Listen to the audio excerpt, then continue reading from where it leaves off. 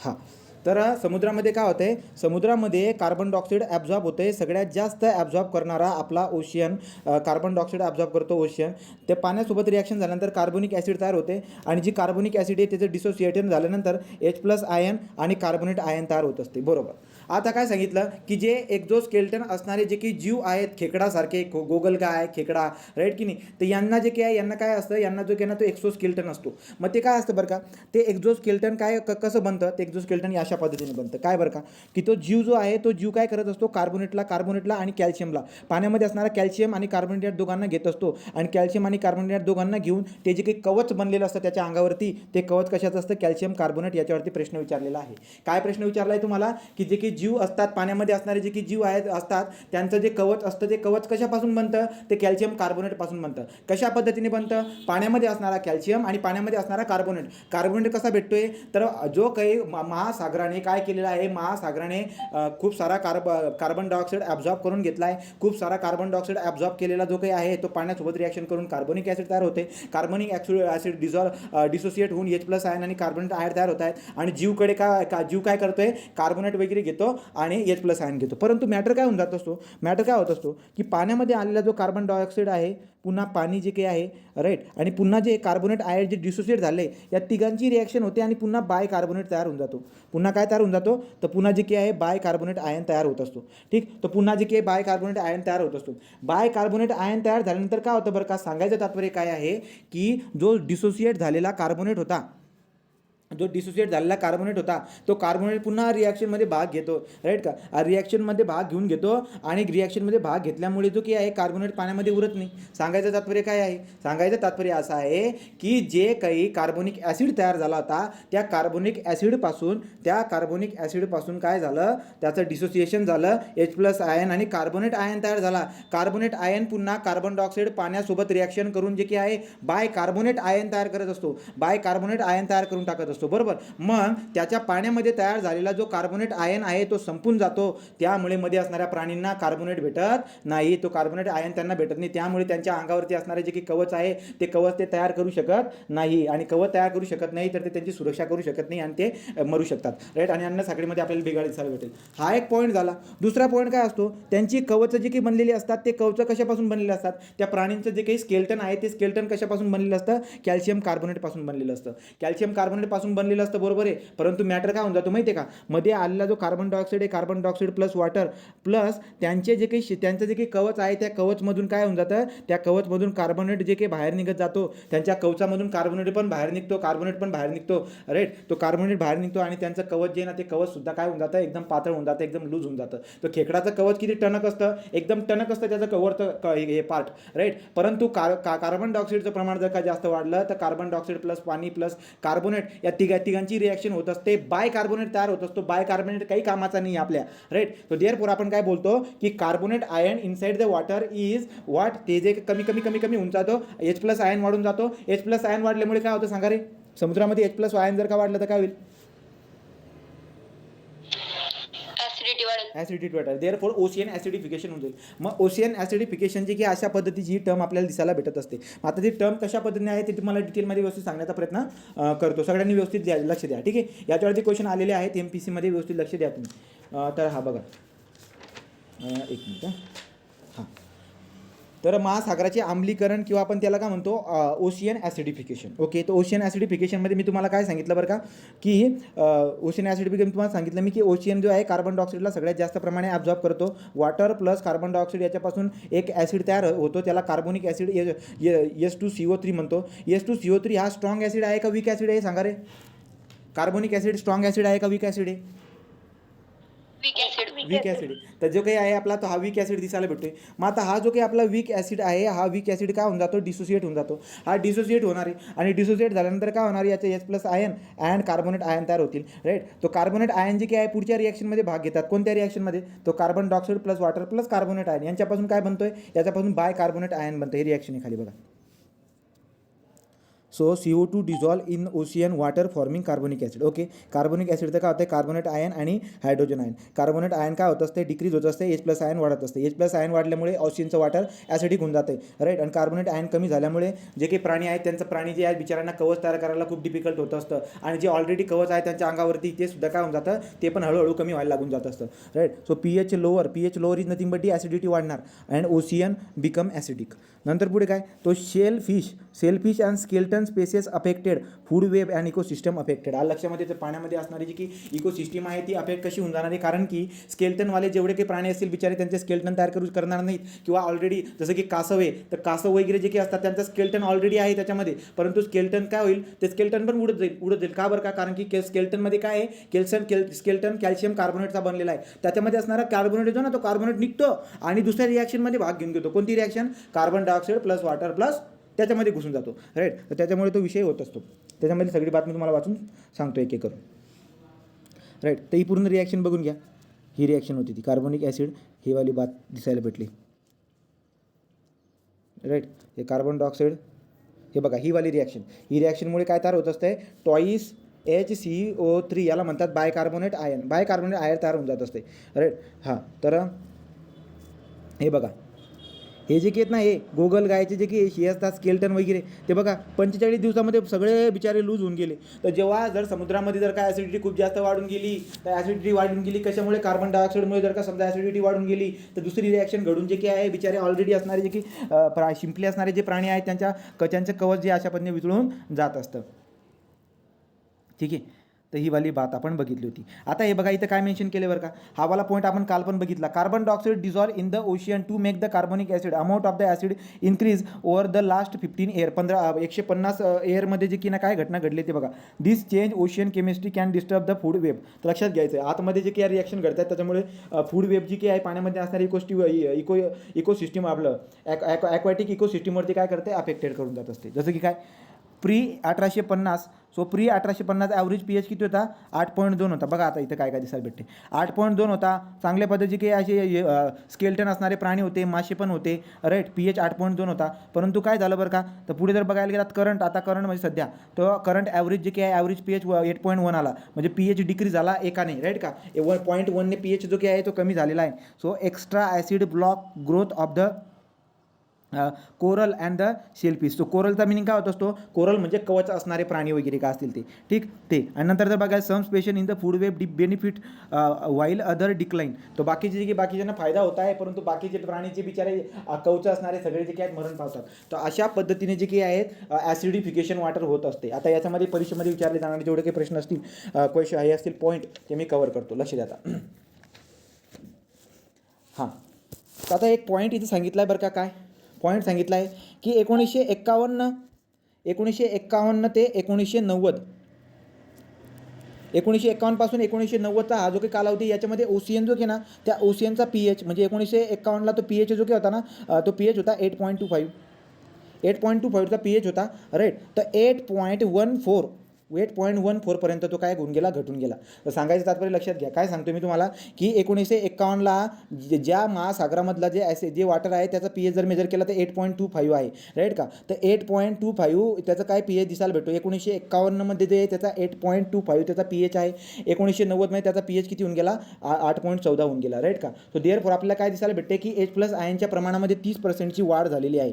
तर H+ आयनच्या याच्यामध्ये 30% वाढ या किती 40 वर्षामध्ये झालेली. ते एक वाक्यासाठी तुम्ही लक्षामध्ये ठेवा, कारण की MSQ कसा बनतो तुम्हाला अंदाज आलेला आहे. 1951 ते 1990च्या कालावधीमध्ये महासागराचा जो की pH आहे, ॲव्हरेज pH 8.25 पासून 8.15 एवढा घटून गेला. त्यामुळे H+ आयन जो काही आहे त्याच्या H+ आयनचं कॉन्सन्ट्रेशन वाढून गेलं, किंवा H+ आयनचं प्रमाण वाढून गेलं. किती बरं का, 30% प्रमाण वाढताना दिसायला भेटतं. मधली रिॲक्शन कशा पद्धतीने घडते मी तुम्हाला डिटेलमध्ये सांगून दिली, ठीक आहे. आता आता कोरल म्हणजे काय बरं रे, इथं कोरल शब्द होता ना कुठं. हां, तर कोरल म्हणजे काय, इथे कुठेतरी कोरल, हा बघा कोरल. कोरल म्हणजे कवच असणारी, राईट का, त्याला मराठीमध्ये प्रवाळ भित्तिका वगैरे म्हणतात. मग कोरल असणारी किंवा आपण म्हणूया स्केल्टनवाली, जेवढे काही अंगाच्या कवचं असणारी, प्राण्यांच्या अंगावर जी काही कवचं असणारी जे काही प्राणी आहेत ते काय होऊन जातात, नष्ट होऊन जातात. तर लक्षात घ्यायचं की जर का ओशियनमध्ये ॲसिडचं प्रमाण जर का वाढून गेलं तर कार्बोनेट जे काही आहे त्या कार्बोनेट आयनचं कॉन्सन्ट्रेशन कमी होऊन जातं, H+ आयनचं कॉन्सन्ट्रेशन वाढून जातं आणि ओशियन जो आहे तो ॲसिड होऊन जात असतो आणि त्यामुळे कोरल असणारे जेवढे काही प्राणी आहेत, कवचं असणारे प्राणी नष्ट पावून जातात. याच्यामध्ये कोणकोणते प्राणी असतात तर याच्यामध्ये जे आहे खेकडा, जसे की खेकडा वर्गीय, खेकडा वर्गीयचं त्याचं नाव आहे क्रस्टासिया. आता ते क्रस्टासियाची स्पेलिंग क्रस्टासिया तुम्ही लिहून घ्या, क्रस्टासिया वगैरे, ठीक आहे. तर मराठीमध्ये लिहा वाटल्यास असा क्रस्टासिया गट. तो क्रस्टासिया गट जो काही आहे, क्रस्टासिया गट म्हणजे खेकडावर्गीय गट म्हणतो आपण त्याला, राईट. नंतर पुढे काय बरं का, तर असले जे काही आहेत यांच्यावरती परिणाम आपल्याला दिसायला भेटत आहे. स्टोरी आपण पूर्ण बघितली.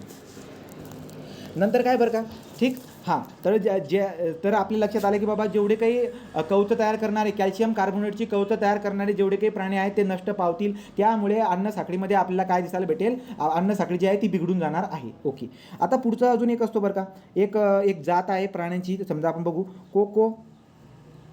कोकोलिथोफोर. आता काय बरं का कोकोलिथोफोर, तर कोकोलिथोफोर जो काही आहे ही एक युनिसेल्युलर अल्गी आहे. Unicellular algae. आता काय असते बरं का, लक्षात घ्या, समुद्रामध्ये, महासागरामध्ये जी काही फूड चेन बनलेली आहे, महासागरामध्ये जी फूड चेन बनलेली आहे, त्या फूड चेनमध्ये सगळ्यात जास्त महत्त्वाचा हात जो की आहे या युनिसेल्युलर अल्गी, ज्याचं नाव आहे कोकोलिथोफोर, याचा सगळ्यात महत्त्वाचा हात आहे, राईट. तर हे जे काही युनिसेल्युलर ओशियन अल्गी आहे तिचा अन्न साखळीमध्ये सगळ्यात महत्त्वाचा हात आहे. काय बरं का, तर लक्षात घ्यायचं, याचा जो की कवच आहे, जे की मी तुम्हाला सांगितलं कोकोलिथोफोर, या कोकोलिथोफोरचा जो की कवच आहे तो कवच कशापासून बनलेला असतो, तो कवच बनलेला असतो कॅल्शियम कार्बोनेटपासून. ॲक्च्युली जेवढे काही प्राणी आहेत त्यांचे कवच सगळ्या कॅल्शियम कार्बोनेटपासून बनलेलं असतं. तो सेम ही जी की युनिसेल्युलर ओशियन अल्गी आहे, ही युनिसेल्युलर ओशियन अल्गी, त्याचं नाव काय सांगितलं, कोकोलिथोफोर. तर याचं कवच सुद्धा कशाने बनलेलं असतं, कॅल्शियम कार्बोनेटपासून बनलेलं असतं, बरोबर. मग काय होते बरं का, तर काय घडते बघा, आता जर का कार्बन डायऑक्साईडचं जर का प्रमाण जास्त वाढलं तर मग आपल्याला माहिती आहे या पेशी जे काही आहेत, एक पेशी हे काय होतील, मरून जातील.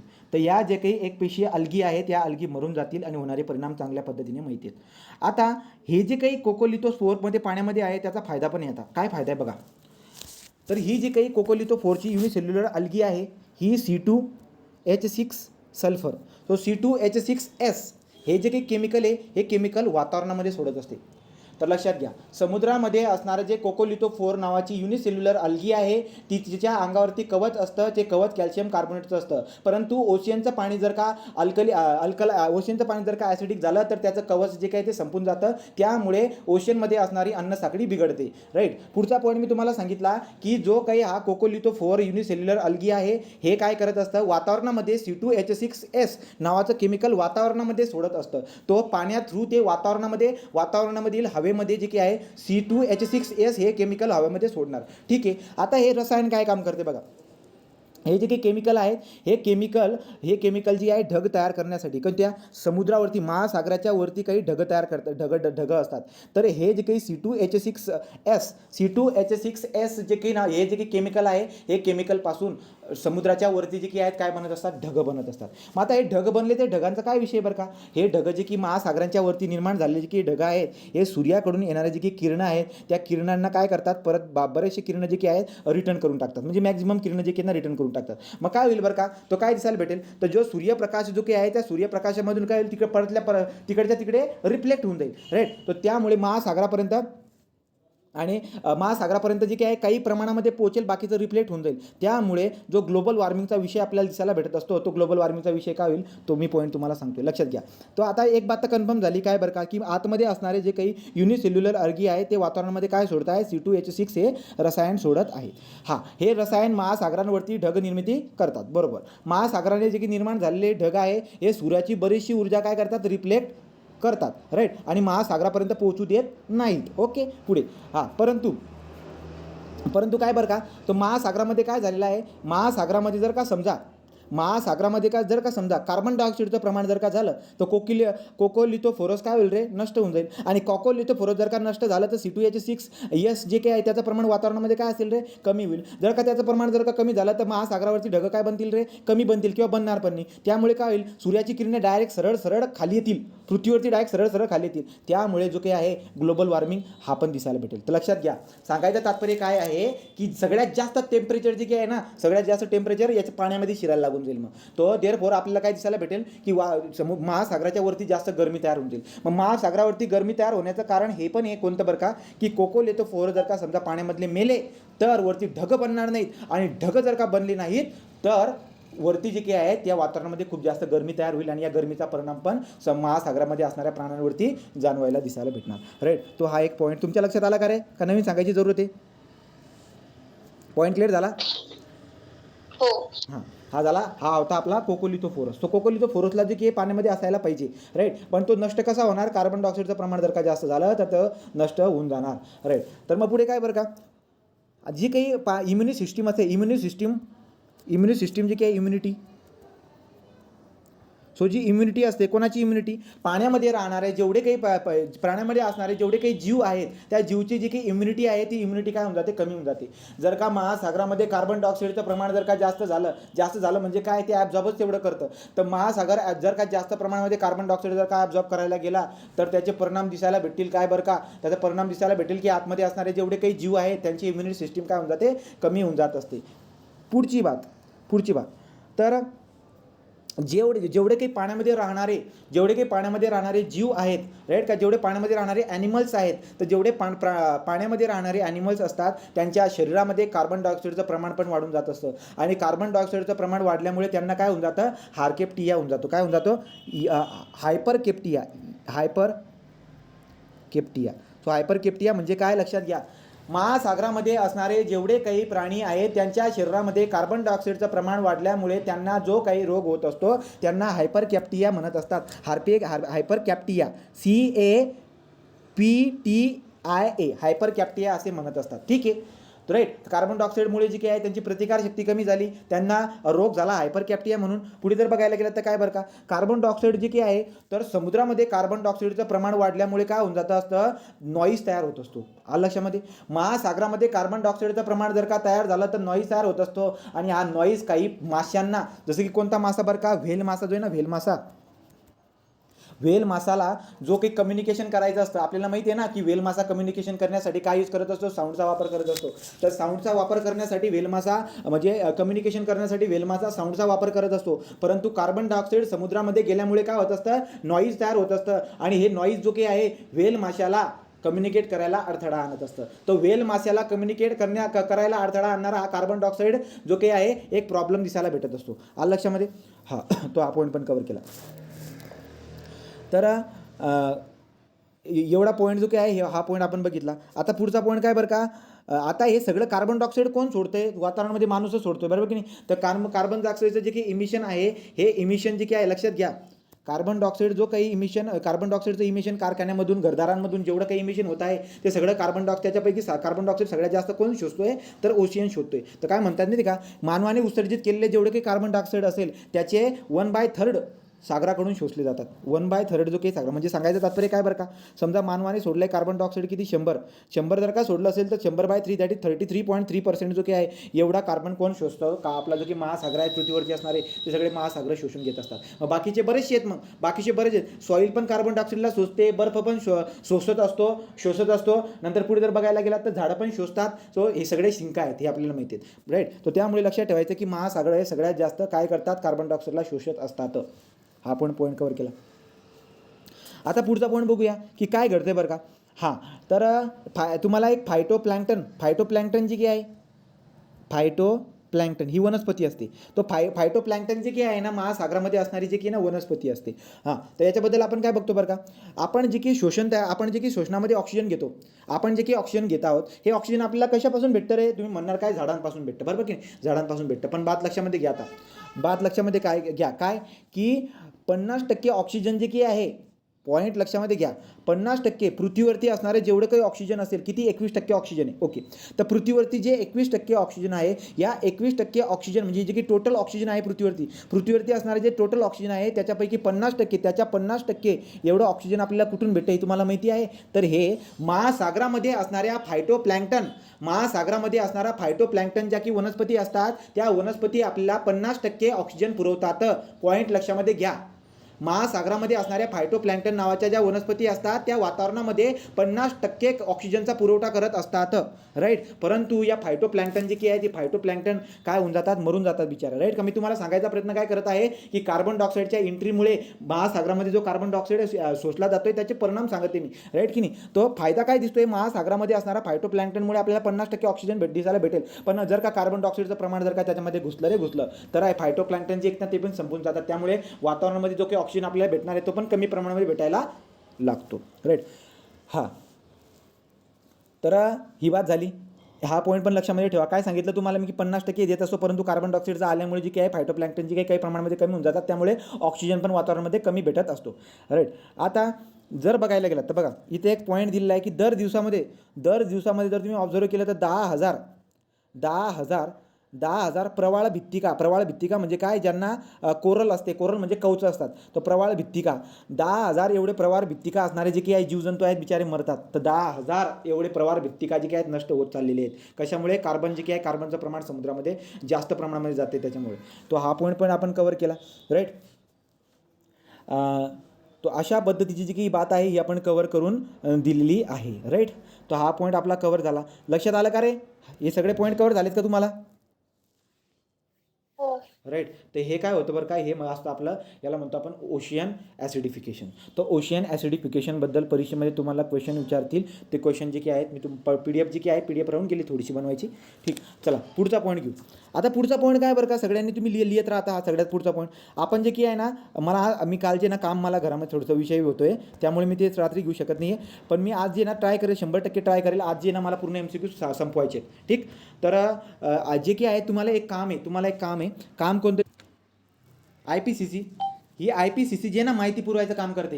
हिने आपल्याला माहिती पुरवली होती याच्या अगोदर. कुठे माहिती पुरवली होती बरं का, तर IPCCचा एक अहवाल आला होता. तुम्हाला आठवत असेल की टेम्परेचरमध्ये किती वाढ होईल पुढच्या 2100 पर्यंत. ही बात केली होती ना, एकदम कटोकट माहिती दिली होती. राईट का, तो IPCCचा जो काही हे आहे त्याच्याबद्दल आपण बघितलं होतं. आता बघा हा IPCC काय आहे. राईट, IPCC काय आहे याच्याबद्दल आपण बघूया. IPCC अहवाल, याच्यामध्ये IPCC जे काही घेतलं नाही वाटतं.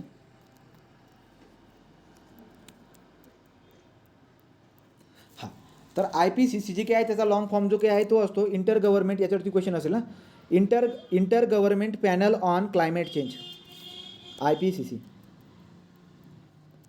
इंटर गव्हर्नमेंट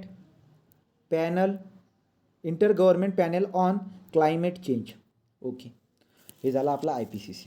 ओके, तर चला आता IPCC काय काम करते बरं का रे, तर IPCC जी की एक इंटरनॅशनल ऑर्गनायझेशन आहे. ही काय आहे, इंटरनॅशनल ऑर्गनायझेशन आहे. IPCC ही इंटरनॅशनल ऑर्गनायझेशन आहे. ओके, ही काय काम करते बरं का रे, तर लक्षात घ्यायचं, क्लायमेट चेंजेस जे काही आहेत ना, क्लायमेट चेंज अँड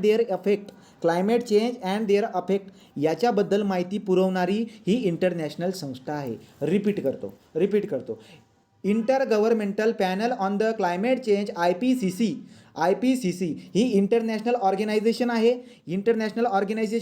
ही काय काम करते, क्लायमेट चेंज आणि त्याचे अफेक्ट जे काही आहे याच्यावरती शास्त्रीय दृष्टिकोन मी माहिती तर देते. राईट का, बट सायंटिफिकली काय करते, सायंटिफिकली अप्रोच लावून काय करत असते, इन्फॉर्मेशन देत असते. आपण सिम्पली काय म्हणूया की इन्फॉर्मेशन देत असते. ठीक आहे, तर IPCC जी काही आहे आपल्याला हवामान बदल आणि त्याचे परिणाम याच्याबद्दल माहिती देत असते. मग आता जी काही ही जी काही संघटना आहे याला ऑर्गनायझेशन म्हणतोय आपण. या संघाची स्थापना कधी झाली बरं का, ते तुम्हाला विचारतील. 1988 मध्ये याची स्थापना झालेली आहे. तो IPCC तुम्हाला आठवत असेल की IPCCने आपल्याला पहिले माहिती बी दिली होती. राईट की नाही, तर IPCCने आपल्याला एक अहवाल दिला होता, मागं आपण बघितला होता तो याच्यामध्ये कशामध्ये, ग्लोबल वॉर्मिंगमध्ये. बरोबर, तर IPCC जे काही हिची स्थापना कधी झालेली आहे, 1988 मध्ये झालेली आहे. राईट, मग आता 1988 मध्ये झालेली आहे बरोबर आहे, परंतु केली कोणी, याची स्थापना कोणी केली, पहिले मला सांगा बरं का. रीडची स्थापना कोणी केली रे, रीडची स्थापना कोणी केली, सांगा पटकन, आहेत का तुम्ही?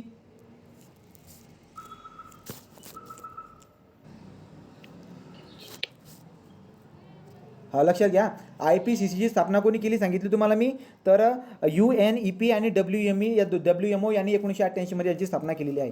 आता तुम्हाला जो प्रश्न विचारला मी, काय प्रश्न विचारला होता की लक्षात घ्या, अनसेड UNCED 1992 याला काय म्हणतो आपण, रिओ दी जेनेरिओ ब्राझीलमधला रिओमध्ये ती संघटना भरली होती ना, किंवा अर्थ समिट, रिओ समिट, अनसेड ऑर्गनायझेशन, ही संघटना भरली होती. 3 जूनपासून 14 जूनपर्यंत चालू होती. याचा रिझल्ट काय काय आला, याचा रिझल्ट 3-4 रिझल्ट आले होते याचे, राईट. त्याच्यामधला UNFCC हा एक रिझल्ट होता. आणि UNFCC काय काम करत असते, तर UNFCC क्लायमेट चेंजवरती डिस्कस करते, राईट का. क्लायमेट चेंजवरती United Nation framework UNFCCC climate चेंजवरती ती काय करत असते, बात करत असते.